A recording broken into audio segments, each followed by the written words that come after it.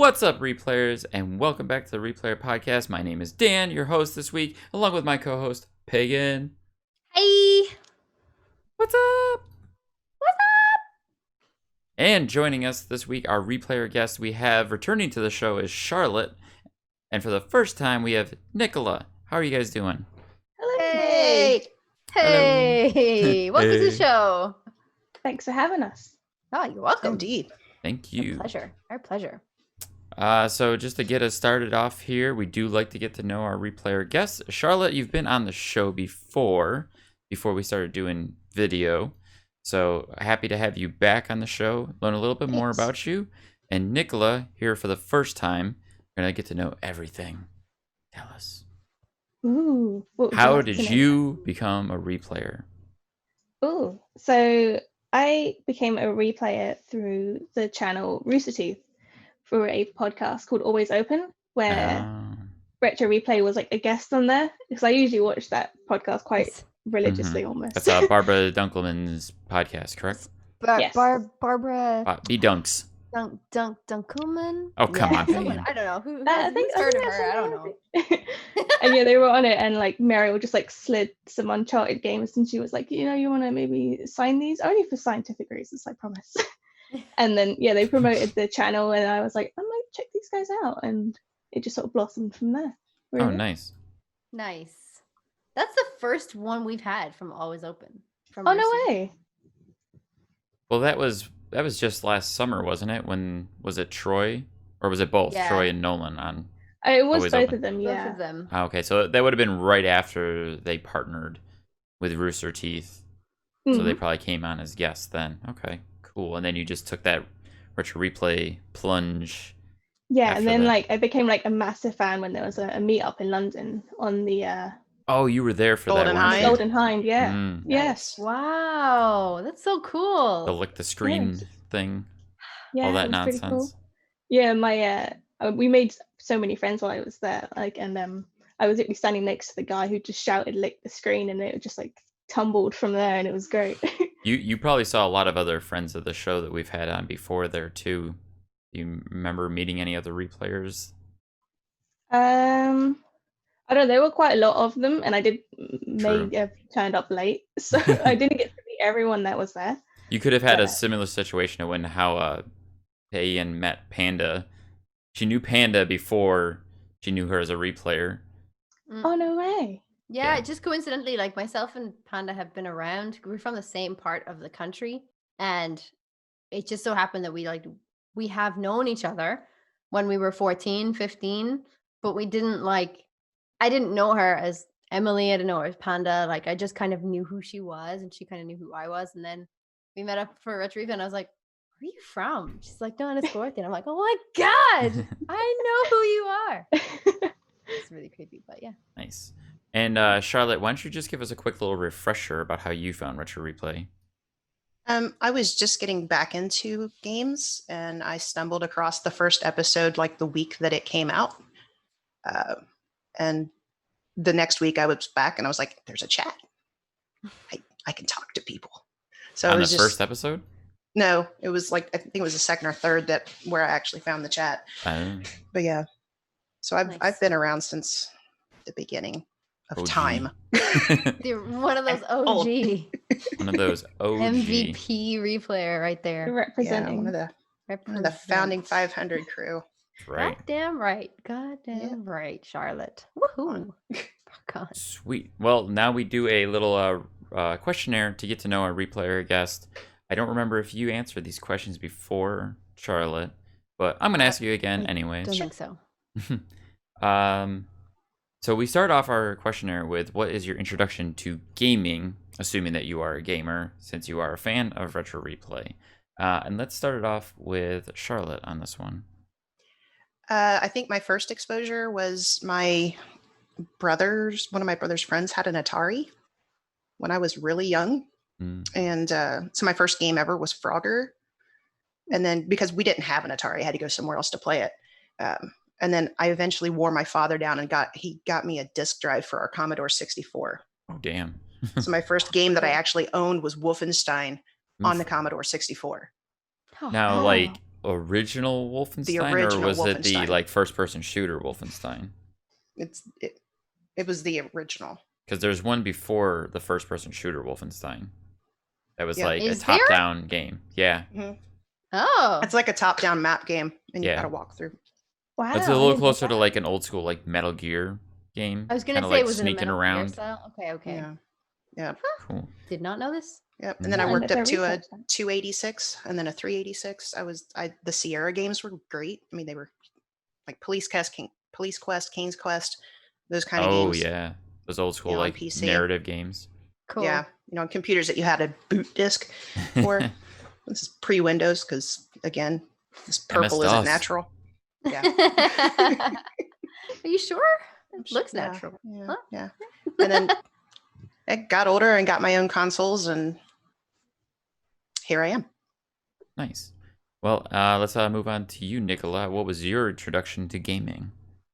So my introduction was my mum, actually, because she owned consoles when me and my sister were younger, and being the youngest one, I didn't get the controller the first time. So my mum would often play on the Sega Mega Drive and the PlayStation 1, and the game that she'd often play is like Tomb Raider, like the original Tomb Raiders with like the pointy boobs and stuff. And yeah, she was just like Like, Pointy wanna boobs, play? flocky body, like I like to say. yeah, Mm. for sure. Yeah, and then like yeah, one day she was like, "Do you want to try?" And I was like, "Oh." Oh, and it just sort of like spiraled. Yeah, literally all my fandoms just like spiraled from my mum. That's why I'm like a Harry Potter fan and like an anime fan. Like it's all her, but she's like, Nice. "Oh, me? No, I'm not I always like hearing people talk about their introduction to gaming is like through a very heartwarming story from their parents. It's always nice to hear, because I guess I could contribute to my mom was the main introduction for me, but it's just nice to hear other people who have like this nice, like my parents love to play this, or my mom or my dad. I don't know why, for some reason that just means something special to me when I hear that. So I appreciate it. Yeah, and like the tables have sort of turned now, because now she's playing games that are a little bit more advanced. So, well, I say advanced, it's like for her it's advanced, but so I'm teaching her how to play like the Uncharted games and attempting The Last of Us, but that's like quite a jump from difficulty. So it's slow paced for The Last of Us, but we're getting through games quite quickly. Different so it's mechanics for different folks, because sometimes the game may not be difficult. It's just sometimes mechanics don't register with people as easily as other ones, if that makes sense. Yeah, Anyways, moving on. The next question we have is, what is your preferred platform? I'm going to throw it right back at you, Nichola. So as I was raised on it, it's often PlayStation for me. So, but I seem to have skipped the third PlayStation, so I went 1, 2, and then 4. And yeah, just PlayStation for me, really. Not a bad move, because the PlayStation 3 is probably the weakest in my mind of the 4 consoles that PlayStation has made. There's some great PlayStation 3 games, but as far as a console console goes, I think the 3 is the weakest of them. English. English na. Can you speak English? I think Charlotte, what's your preferred platform? PlayStation, of course. Of course. Of course. I I have a Switch, but everybody has a Switch, though, right? Everybody has a Switch, but people don't talk about the Switch like it's a console. I wish I had a Switch. You wish you had a Switch. I have a Switch. Charlotte has a Switch. Pagan has a Switch. No, Adam has a Switch. But also, I don't think so. Look, I understand what you're saying. Like, it should be a console. It is a console. It's a handheld console. But I just feel like the games are so expensive on Switch. I really didn't think they would be this expensive. And like, there's only 2 games that I have on Switch right now that I play. Adam plays Skyrim and stuff like that as well. Like, he has that all there. But I have Animal Crossing and Pokemon. Eevee Go. Pokemon Go, Eevee. Yeah. I'm just like, this is fun. Like, it's not worth $70 or whatever. Like, I just feel like, only because from my perspective, the game itself, I'm sure, is absolutely worth the money, because whoever, like, people love Animal Crossing and they die hard. Hannah's fucking village, Sam's village, Ian plays games, his village or his like island or whatever is amazing. Dean's Island is amazing. And I'm like, how are you doing this? I just suck at this game. So you're working though too. Yeah, that's true. But I just personally don't think they're my kind. Maybe they're just not my kind of games that I'm like, oh yeah, Die Hard, whatever. Like I'll pay for this. Maybe if you put The Last of Us on Switch, I might pay for it. That'd be very. They have The Witcher on the Switch. Yeah. So I heard, but I feel like I prefer it on PlayStation. Yeah, it's definitely one of those games where it's like, it's nice that you can play it on the Switch, but if you have another platform to play it on, you're better off playing it on that other platform. For me, like some of my favorite Switch games ever made, it would be like Breath of the Wild and Mario Odyssey. Like those are the reasons to own a Switch. I think Breath of the Wild is probably one of the best games ever made. Like, really, not a lot of people will argue that fact either. Like, easily one of the best games ever made. We have It's I've just pretty. never played it. I've not finished it. It's so good. Like, I just feel like Breath of the Wild offers something for everyone. Like, no matter what kind of gamer you are, there's elements to that game that anyone can enjoy. Just to double check. So PlayStation all around. PlayStation all around, of course. Yeah. Then the follow up to that is, do you have a favorite game and or franchise? If you can't say just any one answer, you can give it a little bit more of a generic or kind of open-ended answer. And we'll start with Charlotte on this one. Uncharted. That's it? Specifically 4 and Lost Legacy. Okay. Nice. Good yes, choice. I love those. Yeah, good choice. Sweet. No other details on that? They're pretty. They're Okay. just really pretty. It's like, do you need to elaborate? Uncharted. I guess not. I mean, most people like to say why. Yeah. Lost Legacy, I mean, I like the storyline in both 4 and Lost Legacy. I really like that in Lost Legacy, we really kind of get more into the backstory of Nadine and Chloe. Yeah. And see what really makes them tick, why they are the way they are. I would actually really love to see another one with them. Yeah, same. I would love to see a second one. Yeah. We've echoed that on this show before, too, talking about Lost Legacy. And that's definitely, I think Lost Legacy does something unique there where it gives you a little bit more background to characters outside of Nathan. Right. Because you don't really get a lot of background on anyone else, except for a little bit of Sully here and there. It's all Nathan otherwise. And Chloe and Nadine are, very interesting characters otherwise. Yeah. Yeah, for sure. Definitely. How about you, Nichola? So, franchise-wise, is also Uncharted because I play that a lot with my mum, and I often just replay the game over and over again because I'm always finding like new things. But I think single game would have to be the DMC Devil May Cry game. Really? The Ninja Theory DMC game? Yes. Wow. I know that's like very controversial because it's like a lot of people didn't like that game, but there's something about it. I'm just like, I love it so much. I have to tell you, that is easily one of my favorite Devil May Cry games. I love DMC, and I've said it on the show before. I'm a big Devil May Cry fan, too. And I actually am a big Ninja Theory fan. And when I knew they were making that game, I was very excited. I still, to this day, think it's the best Devil May Cry game in the series. I'm going to have dozens of Capcom fanboys adding me very hard after this because they all think Devil May Cry 3 is the best one. I totally agree with you. Everyone thinks Devil May Cry 3 is the best game, but it's like no other game did the mechanics as good as DMC. I think DMC had the best mechanics, and I think it actually did a really good job telling like the origin story. But I know a lot of people who shied away that game, or they immediately shunned it because they just thought this image of Dante looks like this emo kid that they don't want anything to do with. And it's like, that's not who he is as a character at all. Yeah. I also love the fact that during the game as well, like the wig pops on his head and he looks in the mirror and he goes, "Nah, in a million years." And he just throws it off. That's such a great, like poking fun of itself. Like, that was so well written, and people just, I could go on all day about this, so I'm not gonna. Oh, to be fair, like, I love the game so much, I may have bought it on like 3 different consoles because it's just like, it's so easy just to play over and over again.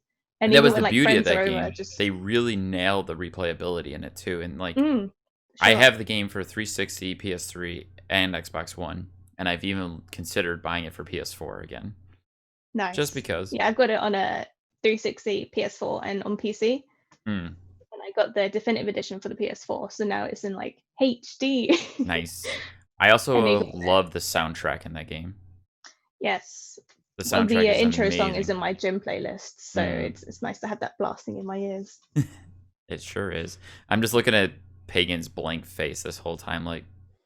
Just like, I don't even know what you guys are talking about. I'm like, I've never seen or played. Yeah, me and Charlotte are just like away with the fairies here. We're just like, it's like a playing game with like big boss battles that have some of the grossest bosses I've ever seen in my life, but good bosses. Especially it's kind of like a Final Fantasy style game. No. Am I wrong in that? Okay. Not at all. No. It's a very highly stylized action game. Yeah, it's almost like Bayonetta almost. I'd say that's Google it. Well, Bayonetta was basically it was Platinum's version of Devil May Cry, essentially. They made Bayonetta to mirror Devil May Cry and what they did. Yeah, so it's like a third-person hacker slasher game where you fight demons and battle bosses in limbo and out of limbo as well. So it's like it's fast-paced, it's got good music, and it's just an overall good game. It's such a great feel-good experience, too. Like, the music pumps, and you get going, you're just like, yeah, you're murdering demons, you're shooting things, you're hearing Dante's constant witticism. You're like, this is just a damn good time. And if you get the perfect combos, and you get that triple S, it's just like, it feels so good. And which is the game you guys are talking about? The fifth DMC. One?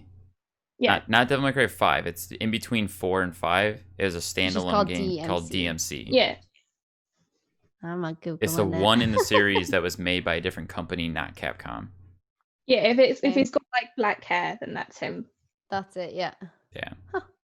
I really think that video game soundtracks really don't get the credit that they deserve. For sure. For sure. Nate's theme. I mean, if you haven't heard it, played by an orchestra, they had it for the proms several years ago. They played it at Royal Albert Hall.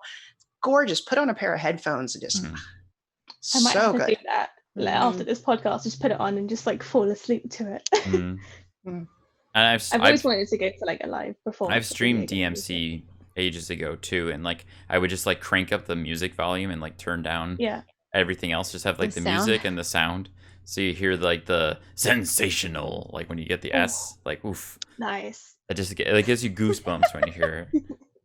Oh, such nerds. Hard nerds. I've even bought like the 2 necklaces that Dante and Virgil have, and they're like hanging up on my wall, and I'm just like, today I'm gonna be Dante.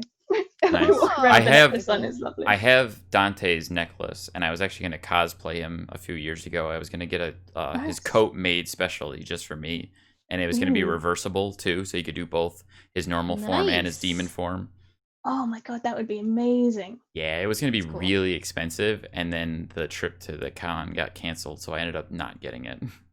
I actually started dyeing my hair. Like, I was getting it to get like I think I was going to like I was lightening it, getting it like really blonde.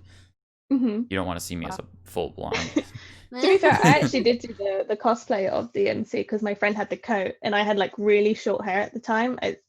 It might have just been as short as yours, Daniel. So it was like, and I just spray painted it black, and I was like, I'm gonna go out looking like this today, and I had like the blue eyes in. It was so cool. Nice. Do you have photos of this?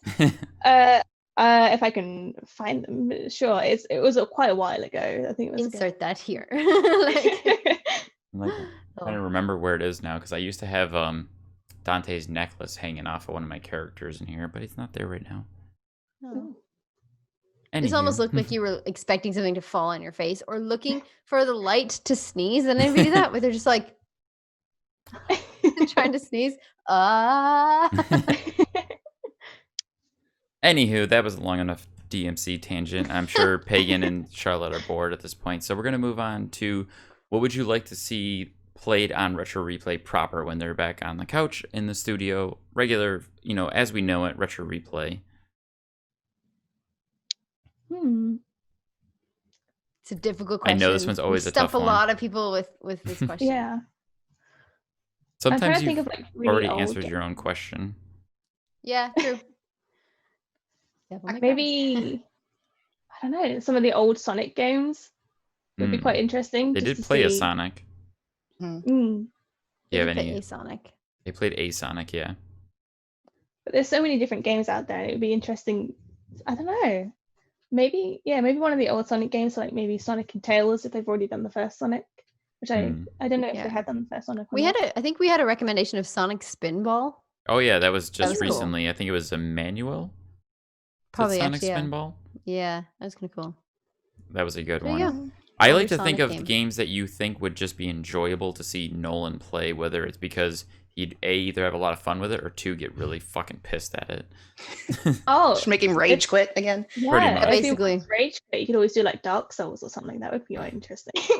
Oof. I've heard somebody else mention this before, I think in a live chat, and the rest of the live chat was like, don't do it, Nolan, it's a trap. Like, don't torture yourself. I kind of want to see him play like the second Tomb Raider game. Ooh, Tomb Raider's been a highly requested one. Yeah. well, that's a good one. I because of her obstacle course that she keeps in her yard, I could just see Nolan just doing nothing but that. Just getting lost in it. Yeah, he'd just be like, oh. Because Nolan does have a tendency to do that. In the fridge as well. Yeah, for sure. That would be fun. Nice. So pretty good answers. I like it. Cool. We get Tomb Raider a lot, so I was expecting Nichola almost to say Tomb Raider because you had mentioned it at the beginning of your talk about how you got into gaming. True. Tomb Raider is pretty good. Like, but I don't know. Like the Tomb Raiders that I favor are probably like Underworld and Legend. So I don't know if you want to go to Legend or if, I don't know. Going through all of them would actually quite interesting. I think those would still count, especially because they did come out on like the PS2. Yeah. And they're still older games at this point. You could start to consider them classics now, and they're a little bit more playable than like the original PS1 Tomb Raiders. But then again, the clunky controls are just kind of the fun. Like when you tried playing, was it Blasto? And like the controls just looked awful trying to play that game. Oh no. But anywho, moving on. Our last question for you guys is: are there any new games coming up that you're looking forward to playing coming out in the near future?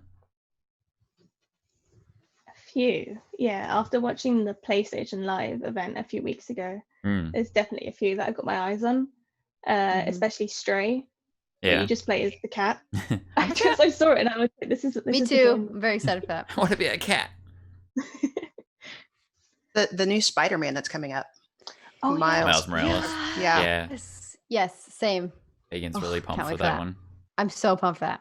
It's a separate game, isn't it? It's a expandalone. Didn't we have this conversation before? Expandalone. It says to be the same length apparently as Lost Legacy. Yeah. Oh, okay. So it'll be like a middle, like in between. So we're like probably still gonna see a new Spider-Man 2 come out for the PS5 in the near future. But we'll get Miles Morales first, then that, and it'll probably be a full new game, new engine, everything. So that'll probably be amazing. Pun intended. Amazing. Pun intended. Zing. Amazing. Cool. All right. Well, then I guess that we'll wrap that up, and we're going to move right on to the show discussion, starting with Father Knows Best. And we like to start talking about Father Knows Best with our guest by asking you guys, what do you think of Father Knows Best, just in general, as a show? It's a new show. Like, they've only recently just done it, and we're just kind of getting the feel of how everybody feels about it and how everybody's feeling about the new retro replay, this new look. I quite like it. It reminds me of when me and my mom play games, because we like playing games together, and even if they're not co-op games, it just reminds me of like the relationship that me and her have, because I feel that the skill level is very similar to how Cooper and Nolan play games. So the disparity between the two of them. Yeah. Especially when we're playing like Crash Team Racing together. Nice.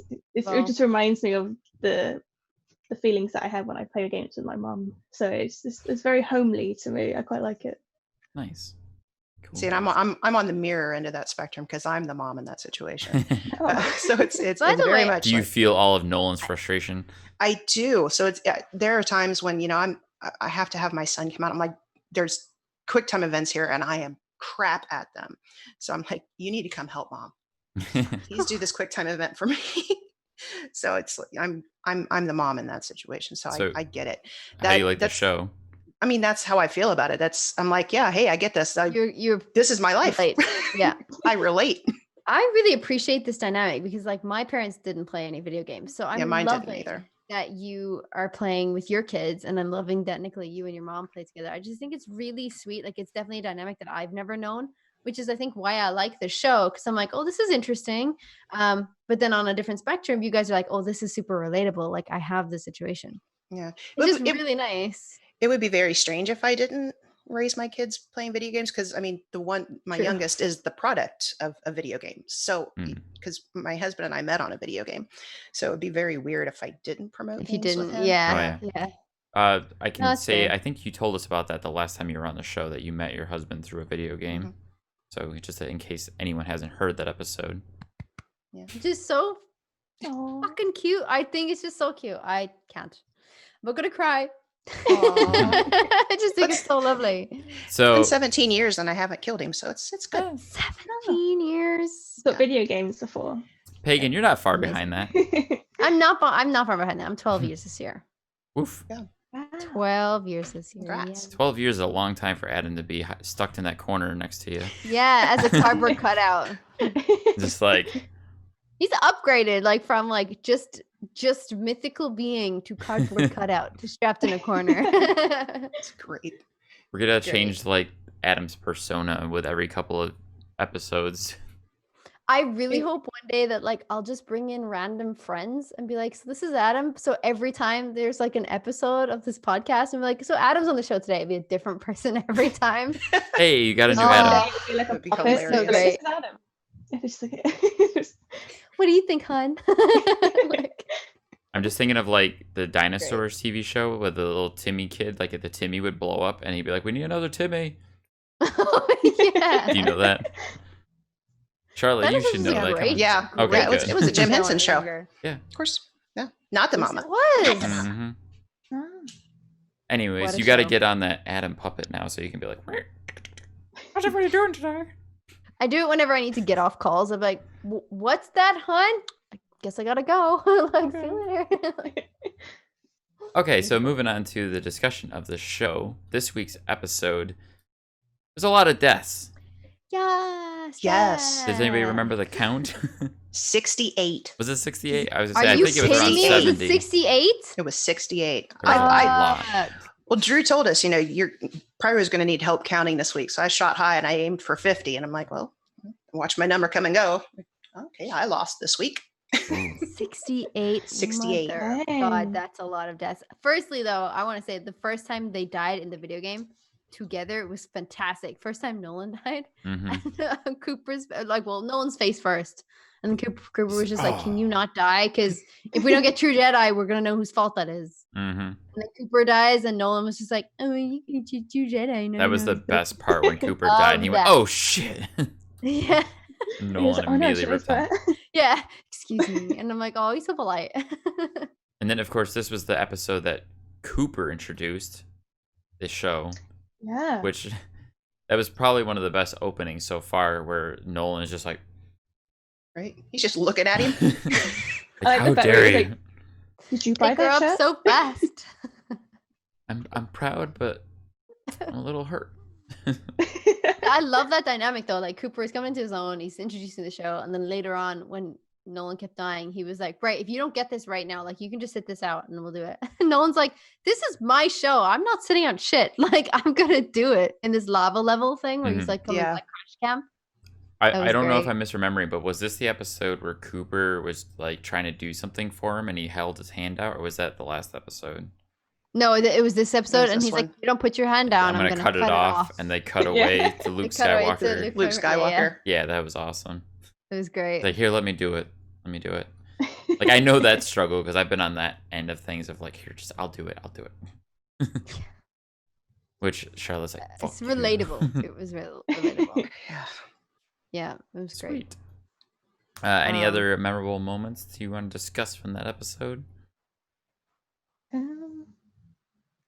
I just I want to think say that- that Cooper sorry. called Nolan a peasant. Oh, it's yeah. Throwback to Tina calling Tina. Nolan a peasant on the live multi-chat. That's right. That was the I don't first thing I think thought, you too. sound like a peasant. I was like, oh, Oh, it's peasant good. reference. So yeah, I just thought that was like a little We're gonna have probably to- unintentional side nod to Tina. We'll have to make that Go a ahead. thing now, just calling Nolan a peasant. Nolan a peasant for sure. Put it on the shirt. Yes. Yeah. Brilliant. Did you have something you want to add, Nichola?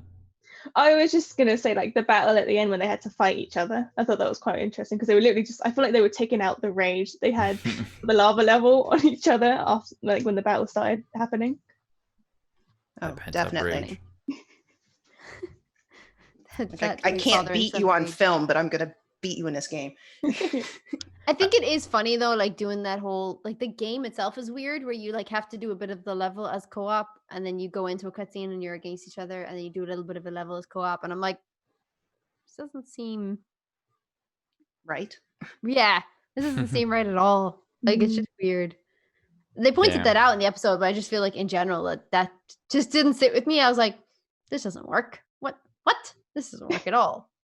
I mean, credit to the designers of that game, though, of how you take a moment in a movie and turn it into a level that you play, especially co-op.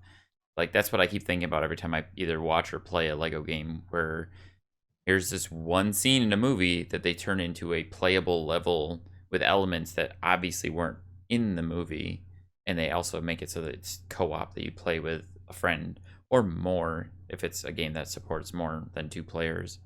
Yeah, the Lego games are good for that. The Indiana Jones one's really good for that. Yeah.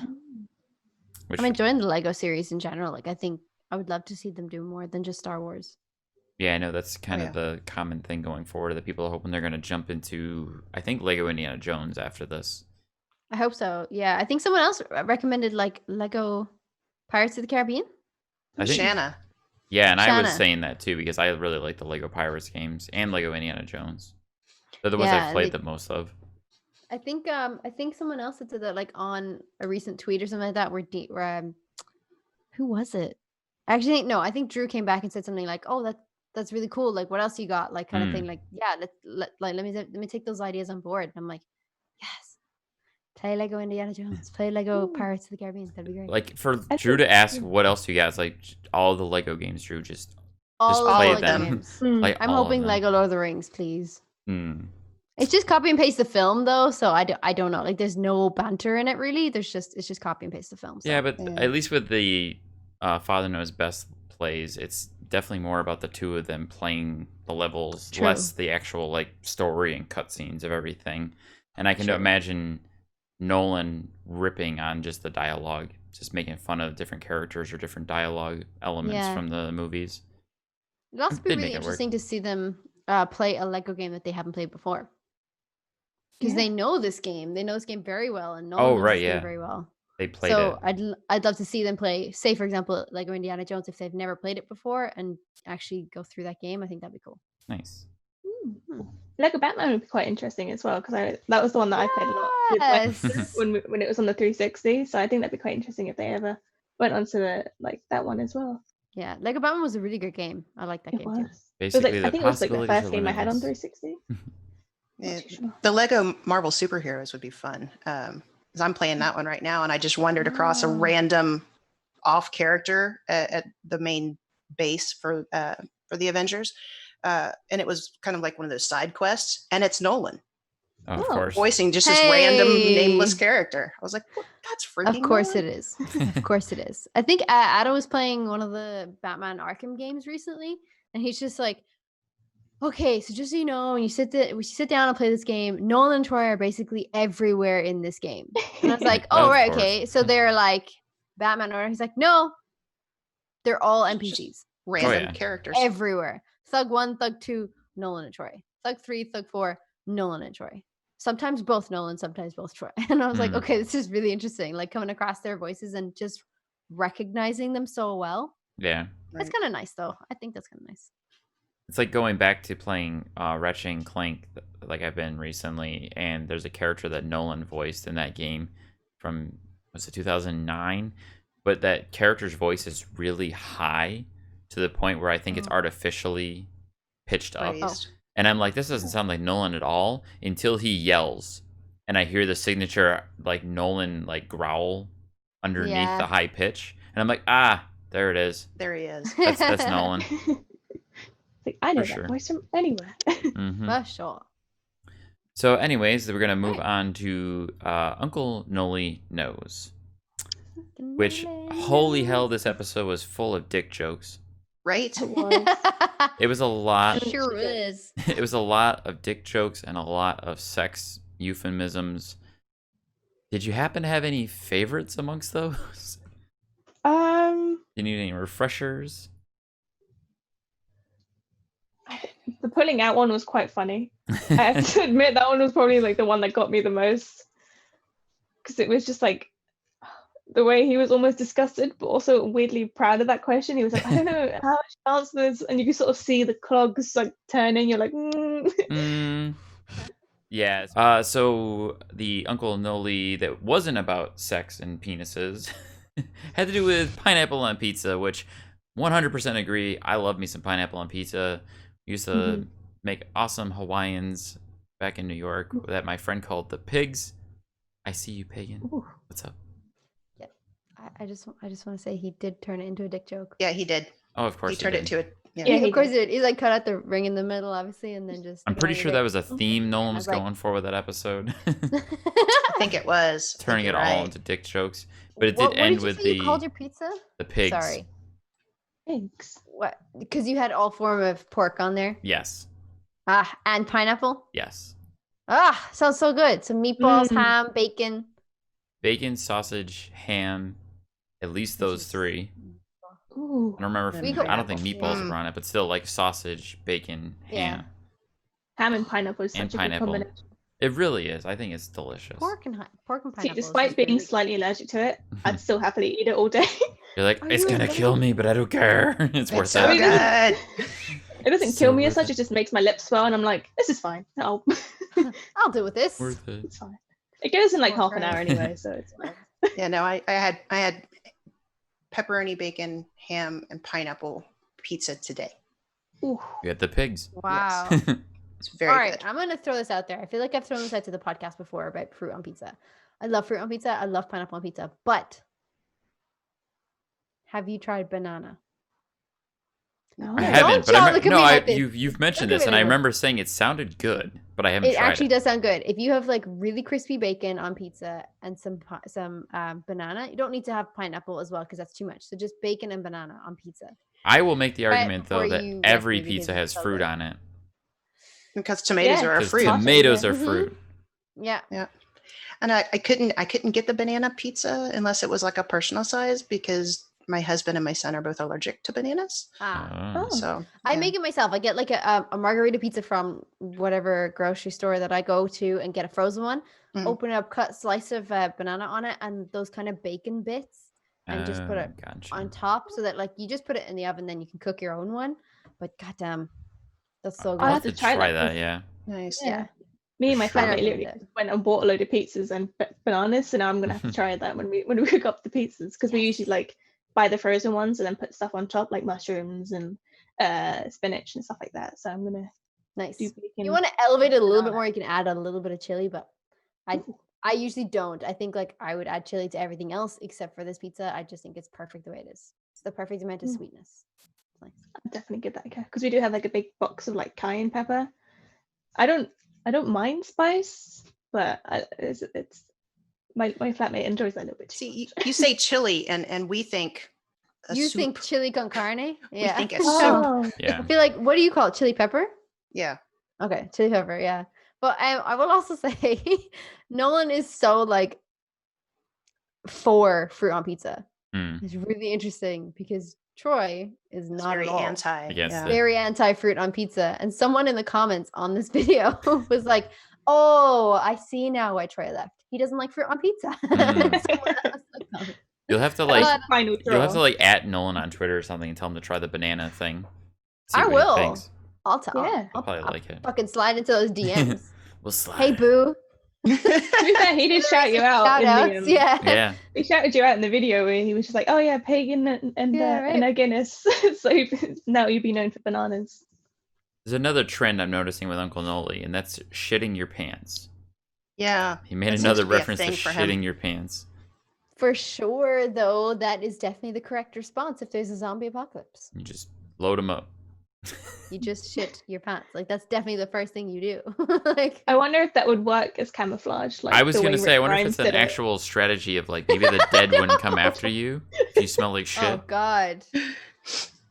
Please no. That maybe they think you're one of them. I mean, they did it in The Walking Dead where they cover themselves in like entrails. Yeah. What? Do you think there's just like one confused person who was just like, well, I don't have a dead body, but I do have shit in my pants. So maybe I just put 2 and 2 together. I got you. Don't worry about this, guys. I've got this. You just need to smell as bad as possible. You don't want to be least appetizing to the zombies so that they don't eat you. Just cover yourself in shit and the zombies won't get you. I mean, logical thinking. It's a logical theory, yeah. And then it's like dick joke, sex joke, dick joke, and assholes, shitting joke. Yep. That's going down the list. It's just like below the waist. It's just no, hold up. Like I did think one of the 2 better ones for me was like the first. Well, one of the first dick jokes is actually it is the first dick joke. How do you know like when to pull out or let her loose or whatever? And he was just like, let her loose. That sounds messy. Like I was like, why did you ask this question? But also my favorite one was from a Little Ricky. Where is it weird to date a chick who could beat my ass? And he's like, who cares? She's hot. Yeah, right. She's great. She's strong. Like, don't be intimidated and respect her for the strength she brings. And I was like, fuck yeah, Nolan. Fucking tell it, boo. And then he's like, unless she's taller than you, then she's out. And I'm like, that's rude. It was just great advice, and then it devolved. It's like a slow like climb up, and it was like, oh no, okay, we're back. Oh, it is Nolan talking. He did say like, well, he's like, I like the shorties, and I was like, I can respect that. I mean, as a taller gentleman myself, it would be kind of weird to me to be with a woman that was taller than me. But I'm tall to begin with, though.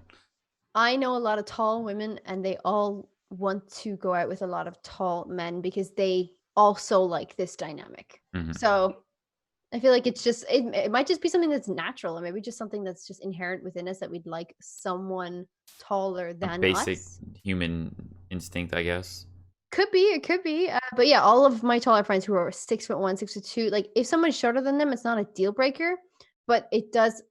Their idea of this, and I think like us girls can relate to this, is when they wear high heels, they'll be taller than their partner. Oh yeah. And they don't want to limit themselves because they want to wear high heels, but they don't want to like make their partner feel like crap if they're shorter than them and such and such.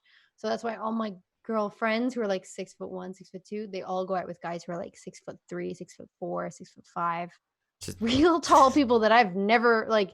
I'm like, where did you find these tall people? Do they do that math where they're like, okay, if I'm dating someone who's an inch taller than me, I can wear inch heels, but no more. Yeah, than what's that. the point of inch heels? Don't tease. Like, yeah, I don't even wear heels. I wear like the giant platform shoes. Yeah. So as long as I'm still shorter than them when I wear those things, it's fine. Yeah. Yeah. My son has a pair of friends that are sisters, and they're both over 6 feet tall, and he's 6 feet tall, so they're taller than he is. And so anytime they go out, they're in flats, and it drives them crazy. So yeah, I get that. I mean, I don't wear heels, but I personally think it's fucking amazing. Like these beautiful tall women in heels. I'm like, model. Go and make millions. You are beautiful. Right. Go and share your love and the tallness with the rest of the world, and you will make so much money. I feel like my brain has been in that. Like I have been like part of an agency that's mostly a modeling agency. Anytime I see those girls, I'm like, you could make me money if I was your agent. Maybe I should get her. Like I never do though. That would be weird. And to move us on, because we're going to be short on time and we have extra content to talk about this week, and not because I'm zoning out with whatever you're talking about at this point. Fuck you. You guys went on a whole DMC conversation. I know. This time we're just like, actually relate. But we do need to move on because we do have an extra episode of the show to talk about this week. So let's get on to the Uncharted playthrough, Uncharted 3 definitive playthrough that featured Richard McGonigal, of course, which I believe he's going to be there for every episode, which is fan-fucking-tastic. And I have a brain fart, but Emily Rose. That's what I was going to say, Emily Rose, but for some reason I thought that was wrong. Yes, Emily Rose was on the show with them. Pretty good episode, I think. Emily is always sweet and lovely to have on the show. Not quite as funny as Graham or Claudia, but still awesome to see her. And the little bitty of, I love when people just make fun of Nolan. Like, yeah, I think her sass was great. Yeah, was she making fun of Nolan? The sass was spot on, especially at the end of the episode where she's like, okay, so if you could just work on shapes and the directions of clockwise and counterclockwise, and then we'll come talk and make some flashcards. And thought that was great. Yeah, when they kind of like embody that mechanic of the characters, like their relationship with each other and like, giving each other shit. Yeah, I found it funny when she was just like, I'm just going to sit back and check my nails while you sort out that puzzle because I haven't got anything else to do. I actually thought that was like not aside to Richard, but what Richard said, like, because they were just like, well, where's Elena doing all this? And I think Richard was like, oh, just doing her nails. And Emily was like, because I've got nothing better to do, I'm just going to stand here and do my nails. Yeah. I thought that was great. I thought that was really good because it was riffed off of, but it's not rude or anything. It was just like, it's brilliant. Let me roll with this. Yeah, but that puzzle, my God, I sat and rewatched that episode today, and I found myself wanting to rage at the screen. Like, why do you keep putting these things in the wrong order? What are you doing? Why is it taking you so long? So the best bit was when he was like, oh, I've got to get the stuff with the spots on them. Okay, they were over here somewhere. And he goes away, and like Emily's like, you have two of them in the middle. Oh, in the middle? And he goes into the middle of the room, and you're like, no, in the middle of the wall. Yeah, Richard was like that too. It's like in the middle them. in the setup that you already have. That was one of the first times in a while I found myself like talking to the screen and saying like, no, Nolan, no, right? No, like, no, go back that way. Do this. No, you got to switch those two. Like, I remember thinking like, okay, he's got the right gears, but he needs to switch them. And like watching him like, nope, put that one down. Nope, pick that one up. Like, I don't always do that, but it's always fun when that happens. Like, oh, come on, Nolan. Come on. I'm glad it wasn't just me because I'm just like, To be fair, I do think that like those puzzles are probably like some of the hardest ones in the franchise. So like I do kind of understand the pain, but I'm also like, oh God, please do it. I think it's good. I think Drew's always on standby as well because I feel like sometimes, especially in other episodes, he'd be like, Drew, what do I do here? Where am I going here? But if they get too stuck. Because he'll spend an hour there. Yeah, like at the end when Emily was like, well, thank you for getting out of there alive. Like, yeah, I mean, he did jump off a cliff a couple of times because he was panicking with the spiders, but he kind of got out of there alive. Which then spurred the joke of him telling her to open the door faster. Like, I actually think this is leading on to a really good episode because I love the next section where they've left it at a cliffhanger and he's drugged. And you start playing through this section. Oh my God, I'm so excited for this next episode then. I do need to mention that I have to admit I've only played Uncharted 3's story once. Back when it first came out. So my memory of this game is very faint. There's a lot of those like big moments I remember.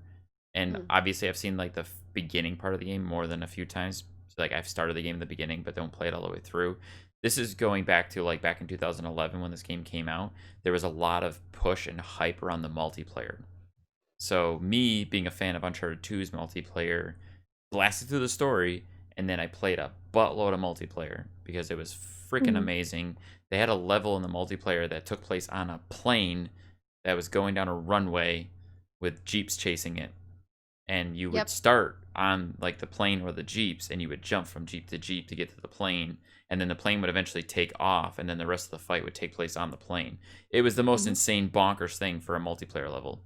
So that's what I'd spent most of my time doing, playing this game. So, see, I didn't get to do any of the multiplayer because I actually bought Uncharted because of Retro Replay. So you played it retroactively, essentially. Yeah. Gotcha. So I got the first 3 on the collection, and then I got 4, and then which of course don't have the multiplayer intact. Yeah, to be fair, I did also buy the collection when I first started because when I first got the PlayStation 4, I was like, the Tomb Raiders are good, but they're not like the old Tomb Raiders. But I was like, Uncharted looks very similar to that, and then I just got hooked from then on. I was like, I'm gonna play this over and over again. So here's the big thing that I was gonna get at that though. I, in my only blasting through the story one time, did not pick up the subtle hint that Nathan and Elena were already married. You didn't pick that up? I had no idea. What? Okay, so this actually bothered me when I was watching the episode because Nolan was like, "Is this a reveal? Like, surely, like they don't know, right?" And I'm like, "Yes, it is. Yes, it is." And he's like, "No, it's not because they don't cop on, right? Because that's at the end." And I'm like, no, Nolan, this is the reveal. are you kidding me? This is like so blatantly obvious that they have been married. Yeah, it was And like yeah, and then Emily kind of chimed in. She's like, "No, this is a big reveal." And I was like, "Thank you, Emily." Yeah, I had like, no idea. Yes, it is. I was when I actually first played it, I Crazy. was kind of oblivious as well. I thought it was just like an engagement ring rather than like a wedding ring. So I thought it was Yeah. like the next step, but not all the way. See, now I No, I wasn't knew for aware of them sure. being married until Uncharted 4, and it was like, oh, they did get married, cool. Not realizing that it was insinuated in 3 that they had already been married, and now they're kind of separated. Yeah, and going they just through got back that. together. Yeah, I did not know that. I did not Sully realize gives him that. his ring back at the end of the game. Yeah. I just thought it was his ring. It's just Nate's ring. Yeah, I thought it was I the didn't one think that- anything It's of it. so strange. It's Come Nate's on. Like, ring. Charlotte, you picked that up, right? Yeah. It wasn't a you. wedding Yeah, ring. me It too. was Nate's ring, right? But she was No, wearing he's a wedding wearing ring. he's wearing his He's wearing his ring around Oh, his but- on his neck. neck the Okay, I whole see. game, but his wedding ring Sully has. Gotcha. Yeah. Oh. Again, blasted to that story. Probably didn't pay To be a fair, lot. I blasted through it a couple of times, and I only just picked up on that on the episode. I was like, 100%. huh. Because more you when I know. was playing that the first time, and he's like, I see you're still wearing it. And she goes, yeah. And it's not like you say an engagement ring or anything. It's an actual wedding band. When she was like, yeah, it helps in this part of the world. I was like, oh my God, they got married. And I was like, wait, they didn't explore this further? Like, wait, hold on. What happened? Why are they separated? What happened? They were so perfect at the end of the first one. I was like proper hooked on it. And then obviously at the end of it, like he gives him this ring back and everything. I was like, I love this game. So cute. And then obviously 4, I was like, of course they're just happily married and they're gonna. Is this why you guys like 3 so much? And I'm like, whatever, 3's cool. I like 2 better. No, 3 is No, amazing. I can't 3 wait. till is we get to the great. desert. No, I love 3, but there's a lot of people who like 3 better than 2. But for me, like my memory of 3 is not as strong as 2. 2 stuck with me a lot more than 3 did. I think the final section is easier to get through than 2. The boss battle in 2 is kind of a pain in the butt. See, that doesn't affect my opinion on what I like about the game, though. Like, I like the story and the events that happen in 2 overall. There are 2 moments in 3 that I thought were phenomenal. The same way I thought there was 1 moment in 2 that was phenomenal. So the opening with the train. with the train sequence, Okay. and then you go back. Mhm. So you go back in time and then you come back. Love that. I love that. Like as a story writer, as a storyteller, like that is beautiful. I love that. In 3, there are 2 different parts of the game that I absolutely love. Is in the ship, the big glass area. Yeah, Yeah. I love that bit. that's cool. As soon as it's like, oh shit, this thing, I love that. I don't want to try and spoil it or anybody. I love the ship area, and I love the plane. The See, plane. now, I need to replay the game because I'm kind of re-experiencing it as I'm watching them play it on the show because I have such faint memories of the game. So I don't remember most of those things. They cool. Okay, You go like I 'em. believe you. I've always loved the games. I've always said 3 was awesome. Just I spent more time playing multiplayer because the multiplayer was dope. I think the favorite part of 3 is probably like the pubs for me because it reminds me of like London. So I'm just like, it's like almost like homely. I'm The just like, beginning is good. Yeah. Mhm. yeah, I'm just like, I don't know if I should be able to recognize these pubs or not, but they do look very familiar. And the fact that all the people in it are like bald, like middle-aged guys, I'm like, yeah, that's a pub in London. Yeah, I can get Definitely a that. pub in London. Nice. Any thoughts on who we're gonna get next week? Do you think? I think they're gonna keep Emily around. I think we're gonna get somebody hope new. so. Yeah, They should bring yeah. back Graham. That would be amazing. But I don't know if Cutter makes a comeback. See, I anytime don't think soon. they'll bring back Emily No. because I feel like, I don't know, they say goodbye. They did. So I feel like to do the second one, then it wouldn't make sense to be like goodbye and then come back. Like it wouldn't make sense. I don't know. Robin I Can Dance, maybe? Oh. Maybe. They haven't Would be had an Robin on it interesting yet. choice. And Yeah, I so don't- Talbot's after Dragon Nathan. Oh, Yeah. right. Yeah. So that one would make sense. I don't know. I would presume that because he's the only one from the Zoom chat that hasn't been on yet, right? I think so. Mm-hmm. As far as I thought you core could- cast goes. Yeah. Cool. Yeah, I well, I like think that so. prediction. Hopefully that's what we get. Hopefully that's what we get.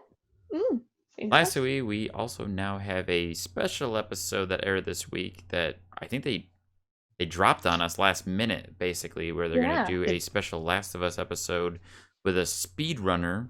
His name was Anthony Caliber. Or Calabrese. Calabrese. But his YouTube and Twitter and everything is under Anthony Caliber.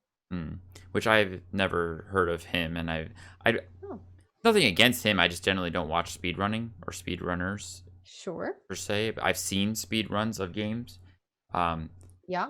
So with that, we got an episode of Anthony coming in, guesting with Nolan, and doing specific sections of the game very efficiently, very quickly, and on crushing difficulty at that as well, to Nolan's amazement of just how insanely fast he was able to do them and effectively. Crazy. What did you guys feel about or think about with this episode? Nolan's reaction to the bloater scene. Because the dude just like, I'm gonna throw this, I'm gonna shoot it twice, I'm gonna shoot this guy, I'm gonna punch this guy, and we're done. And Nolan's just like every time he ended a scene with, and that's it. And Nolan went, what? The first one especially, where he cleared the area in like 10 seconds. And he's like, and that's the area. And Nolan's like, wait, what? He's like, let me do it again. Let me do it again. I'll do it again. Fine. Yeah. There was something interesting about that. Like, I like the technical prowess that the guy had, Anthony had, with completing the sections. And it's like, oh man, like he's really good. I get that. At first, I was confused because watching him one-shot enemies, I was like, hold up. You can't one-shot enemies like that. Like, it generally doesn't work. But then at the end, when he explained that on crushing difficulty, the pistol is a one-hit kill, or the revolver, I was like, oh, okay. Grounded. I didn't know that. So we actually had this conversation. Myself and Janine and Panda were watching it together. Quarantine. So we were watching it together, and we were all saying, I was like, how are these guys going down in one shot? Because I would be fucking like, I'd be putting 2 or 3 in. And then I was like, unless they're playing on grounded, because we missed the beginning of the episode. I was like, unless they're playing on grounded, which I think is a one-hit kill on certain weapons. And they're like, oh yeah. And then he did explain it, and I was like, okay, that's definitely it then. He's just using a revolver and the rifle sometimes as well. Right. I was like, oh, okay, this is interesting. That was my initial confusion, that I was like, whoa, this doesn't work. And then it was like, oh, okay, I didn't know that about the game. Yeah. And just to throw it out there, Anthony Caliber, or Calabrese, is the world record holder for the Last of Us speedrun. And he did it in 2 hours and 47 minutes and 43 seconds. They had mentioned that at the beginning of the episode. They said he was the world record holder for Last of Us. Yeah. And it's incredible. Actually, if you go back on his channels of it, like he has done so many of those speedruns to try and break the world record. And then he did. And it's like, he just bursts out crying. He just starts crying. Wow. After he does it, he's like, oh my God, I can't believe I've done that, because it's so close as well. Like 49 minutes, 2 hours 49, 2 hours 51, 2 hours whatever. And like he's always so close all the time. And then eventually 2 hours 47 is now the world record. So jeez, can you imagine crazy? How stressful that would be? The winter scene itself took me like 2 hours. Like, do you know how long it takes me to play a game? Oh my God. It takes Pagan forever to play a game. Yeah. Especially something that has any scary elements. Walked away from it and then came back for it for like 3 months period. This is how I realized how long it took me, Dan, because Grace was on the episode a couple weeks ago. And she was like, oh, I've come across something in The Last of Us 2. She's like, roughly around 8 hours in.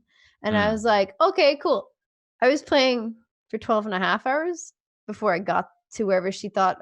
And I was like, is this the part? And I texted her, and she's like, yeah. And I was like, wow, that took me like 2.5 hours longer than anybody else did. I was like, See, no, I'm going to we'll have to have a off-air discussion about that too, because I'm at 14 hours in the game, and I don't know what you're referring to. So. Oh, I definitely know. So I'll talk to you about that later. Gotcha. To be fair, I've watched someone play it, because I know for a fact I would be bad at the game, because I'm not good in like stealth like situations, and I know I'd get killed half the time. So I watched Jacksepticeye play it, so I can see whereabouts you guys are.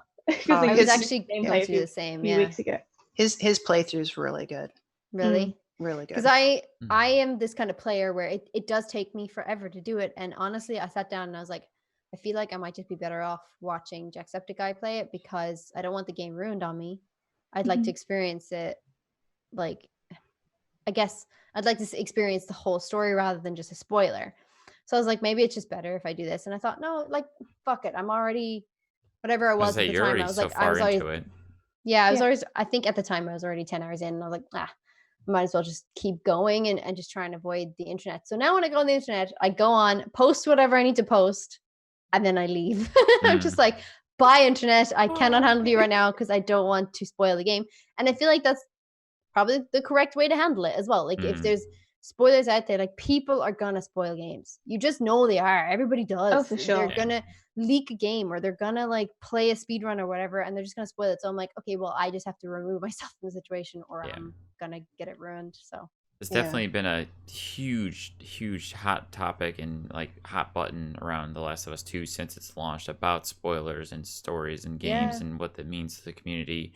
And it's not something that we have time to go into, or I want to go too deep into this, because man, it's a bit of a clusterfuck. It's a lot.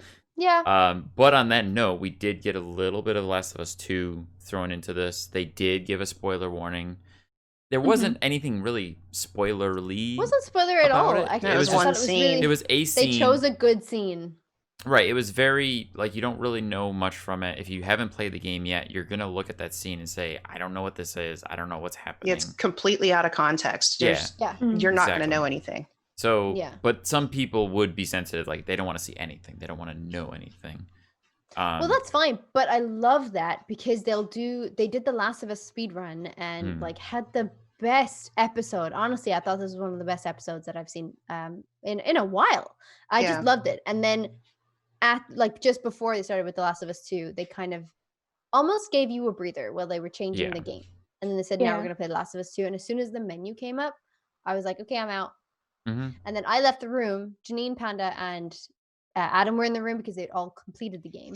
And they were like, oh, you can actually come back. This is not a spoiler. And I was like, okay, that's fine. Yeah, they did spend a good chunk of time in the menu kind of just talking for a minute to give you a chance to be like, oh, I don't want to see this. And to you decide, can walk away or turn it off or whatever you need to do. Which was absolutely perfect. So that was, because it was the very end of the episode. Well done, the Stephanie. last 5 minutes. Yeah. Good job, Definitely. But yeah, the last end of that Last of Us playthrough, though, poor Anthony, he's sitting there fighting David. And Nolan just starts in with the voice. You can tell just visually he is creeped out. It's like, no. I would be creeped out. I don't know why. Like, that voice just creeps me out because it doesn't sound like Nolan. And that's such a stupid thing to say, but it just doesn't sound like Nolan at all. I didn't know he was in it until I saw the credits. So I was like, what the fuck? To be fair, even like the credits, I just completely like dazed over in it. And I wasn't aware that Nolan was a part of it until they played it on the channel. And I was like, huh. And I sort of just like, I just had to sit there for a minute. I was like, I can't believe I didn't notice that before. Like, crazy. Well, he mocaps another character, and they talked about it in the episode that they actually had to have somebody else yell for him because the way Dan recognized the scream. Oh yeah. Because his scream is too recognizable. They couldn't keep his scream. But yeah, we hear his voice in everything else, no matter how many repeatable AI characters. Him or like Travis Willingham. Just all of them. Yeah. Well, I did give Stephanie a little shout out, so that is a good little segue to this week's Retro Reply. We have a reply to Retro Reply from Stephanie. She actually sent us a little video answering a question that we got in from Twitter DMs, or was it just a regular post? It was a Twitter post actually on the Replayer podcast on Twitter. So if you guys want to follow, or if you guys want to ask any questions to Retro Replay and you don't want to pop it on DM, you can comment on any of those Twitter posts and we can definitely send it across to the team. Yeah, so we did get a response from a Twitter post. So if you guys want your questions answered, send them over.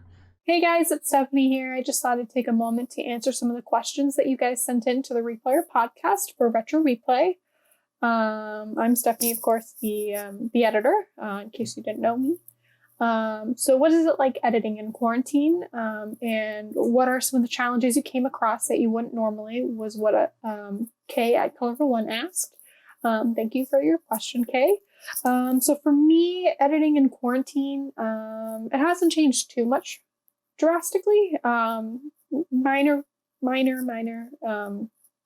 little difficulties that we come across as far as getting footage from studio or from Nolan to us.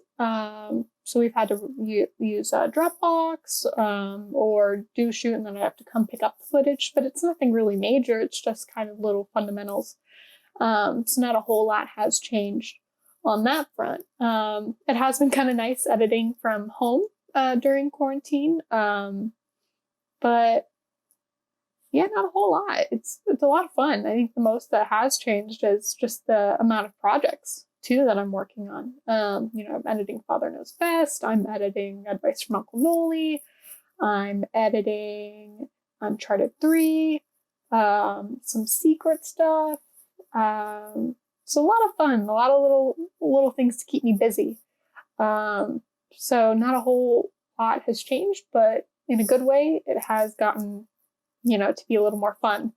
I love editing Father Knows Best. I love Advice from Uncle Nolan. I love all the little things that I've been starting to add to the episodes. So it's been quite fun. Thank you. And then Abby at Abby Dawn wrote, what is the best memory you have from being a part of the show? I haven't been a part of Retro Replay too long, but I can say that I have loved the few times that I've attended some of the live shows that we did locally in Southern California. I think those were a lot of fun. And yeah. All right. See you guys around. All right. Sweet. Thank you, Stephanie, for such a great Much, video. Stephanie. Yeah. Shout That's out really to awesome. Abby and Kay for those questions. Mhm. I will go ahead and say I fully agree and acknowledge the editing from home side of things, which I edit this podcast, but I'm sure there's a lot more technical prowess that goes into Stephanie's edits because man, she's good. Yeah, for sure. It's amazing. Stephanie, you do a great job with those edits. Yeah, she does a wonderful job. But she says she hasn't been with Retro Replay for too long. Did she start with them in January, February? I can't remember. When was the Well, last New time question we for did you, a- Stephanie. Yeah, new question, Stephanie. How long have you been with Retro Replay? I know there was a tweet a few months ago with Red Bear saying if anyone wants to help out now and then, just let us know. So I don't know if she was part of that On there. situation or Yeah, not. maybe. Who knows? Ah. I don't know. I have no idea. I feel like she came on, I want to say December, but I think you could be right. I think January Say- could be probably right. I really want to say it was last year because I know when I recorded my outro for their podcast, she's in there because it was thank you to Oh. Stephanie for making the show look good. There you go. That's probably it then. I also do think Stephanie's definitely come more into light. Oh yeah. I think especially after the split and everything with Troy, I feel like everyone has gotten so involved with Retro Replay. Like Paul Both is now on live chats and Stephanie's in live chats. And I'm just like, this is so fantastic. This makes me feel like it's a Retro Replay family and they're all coming in and they're all having chats and everything. And I love that. Kudos for Stephanie to work from home. I guess it's like she said, it's not that much different. And I can only imagine the crack that she has on their live shows and stuff or where she is editing. If she is on set or in the studio while they'll do it. I think it's gonna be great. I also think can she has she come across stuff that's just made her die because she's not on set while they're recording, but when they send it over, has she just been oh, hilarious? Has she choked on tea? Has she spat stuff out? I want to know what has your reaction been and why? Which one? Right? How many spit takes have you had? Can you imagine just Stephanie cutting, scrubbing through the raw footage of Nolan and just just the constant Jesus Christ, Nolan. I think Drew said he was going to send over to her all the questions that we've sent into him and PJ as well. Yeah. So and there's going to be new questions too. So we'll have new ones from in a couple weeks time. Mm-hmm. And thank you, Stephanie, sending us that video, which is nice. Give us that little extra touch, little personalization there. That was awesome. I didn't expect I didn't either. To send us a video. I thought it was going to be an audio recording. So when we got that video, I was like, this is amazing. And I also want to just shout out, I really appreciate hearing from women in the industry, yourself, Nichola, Caitlin, Grace, people who are getting into the industry now that I'm like, oh, yes, I just want to hear more about you. Let's all have a chat and conversation, Nikki on the Related channel, Stephanie here. And I'm like, come on, let's all have a chat. This is so good. I love to see this. And I think we need to I think it needs to be promoted more. I'm not all a feminist or anything. And I'm like, oh, let's push women or whatever. But I just think it's just so nice because the majority of the industry is men. Oh yeah. Yeah, it's nice to them. have that comfort as well when you go because sometimes I go to events for like game development and stuff like that, and it's nice where I can walk in and I can recognize another woman, or like I start to chat with someone and it's sort of like comforting in a way. I'm just like, oh, okay, this is nice, you know. Yeah. In fact, I feel like Grace was recently in some sort of they did a news broadcast, right, about women in gaming, and Grace was in that in Australia. I can probably link to that Nice. below. I didn't know about Yeah, that. they did like a little segment on their news channel or something about women in gaming and development, and she was on that. I think that's really, really cool. So Oh no way! I put that have on to a watch link that. below. Yeah, Well, there you go. That's why I appreciate that. I think it's I cool. definitely would like to know more about, like, obviously we have quite a few people in this community that are into game development, and maybe one of these days we'll have a special episode of the podcast and bring you guys back on to talk about, you know, going to school for game development and what brought you there, and you know why you're doing it and what you love about it. That would be, I think that'd be a cool episode to have. Side episode. Little side episode. Absolutely. It's actually kind of interesting game developing in like quarantine as well, because I just finished my uni course of it, and we still had to go to lessons, so we had to do like Zoom calls and stuff, and it was kind of strange because like we were all there, but we all knew that we were in our pajamas, so we were just like, we know. Everyone's half girded. At the end of the Zoom, being like, "All right, bye," and then forgetting you don't have pants on. Be like, "Hey, kids, see you later." Bye. Everybody just slides it's off like camera. Your butt. It's like, I'm gonna grab a cup of water, and I stand up, and they're like, "Oh, Nick, nice Star Wars pajamas." I'm like, God damn it! You found me. No. Yeah.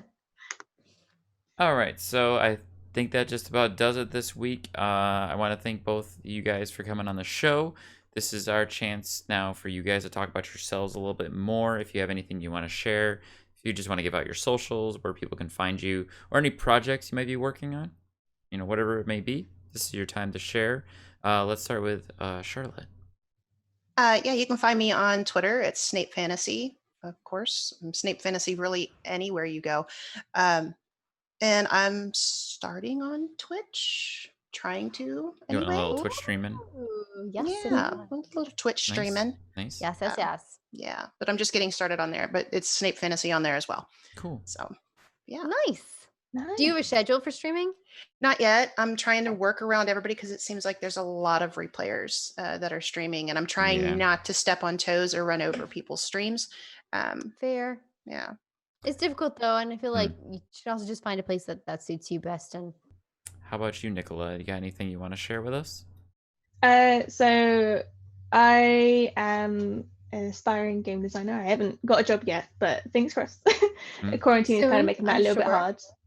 But yeah, so I'm Humphreys Media on basically everything except for Instagram, where it's Humphreys Media _ Insta, because someone kindly stole my name.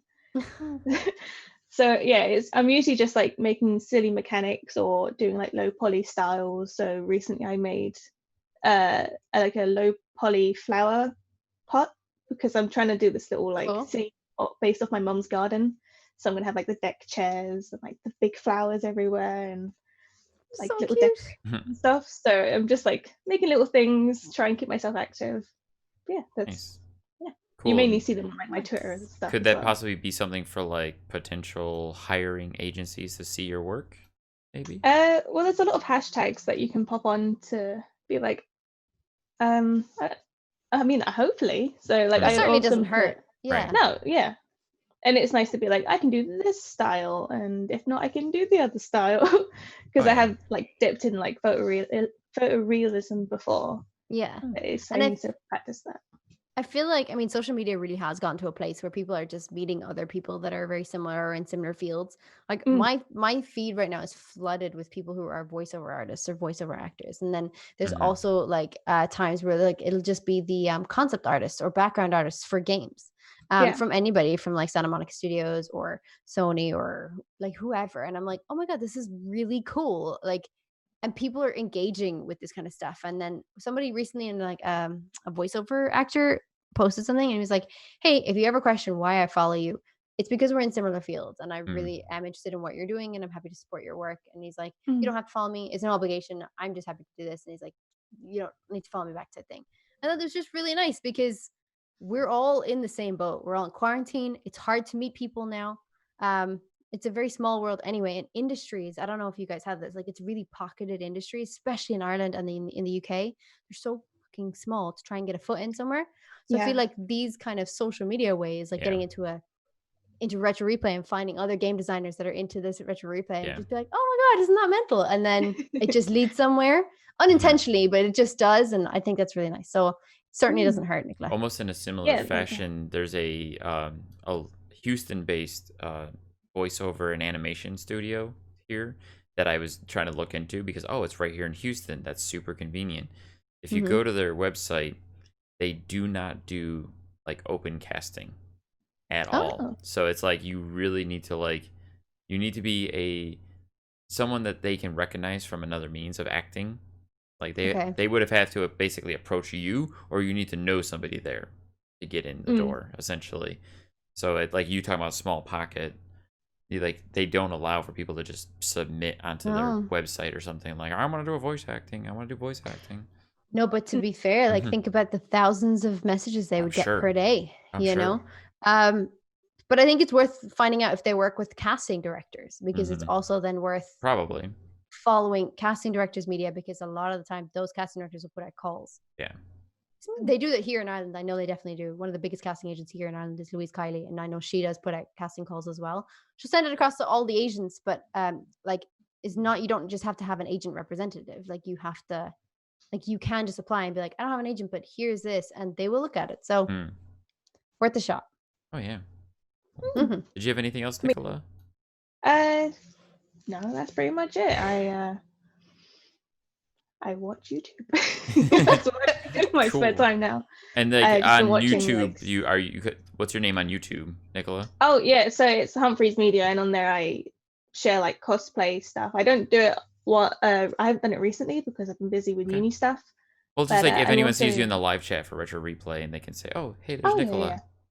Yeah. There's Humphreys Media. There's like a little icon that I got from an artist who was doing like this weird collage web thing that you could do, and you could like mix and match different like hair and eyes and stuff. And I was like, that's really cute.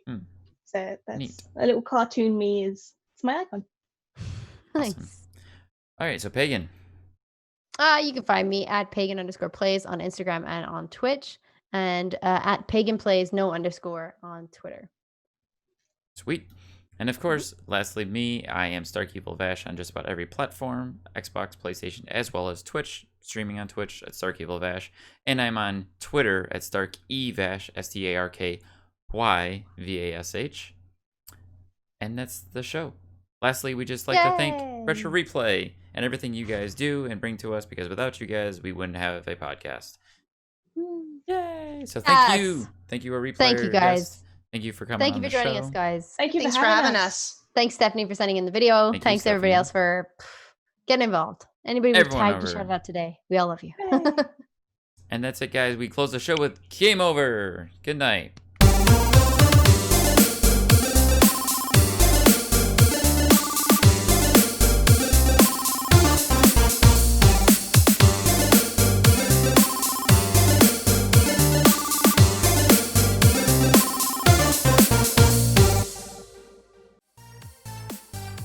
Hey guys, thank you so much for watching the Replayer Podcast. If you like what you see, feel free to hit the like button and subscribe to us on YouTube to stay up to date with all of our latest content. If you want to support the show, you can do that too by clicking on the support link in the description box below. Thanks, Pagan. If you guys want to support us, you can get started for as little as $1 a month. All soup will be put towards improving the podcast and helping us keep doing what we love, meeting replayers. You can get started by going to anchor.fm/thereplayerpodcast/support, or click on the link in the show notes.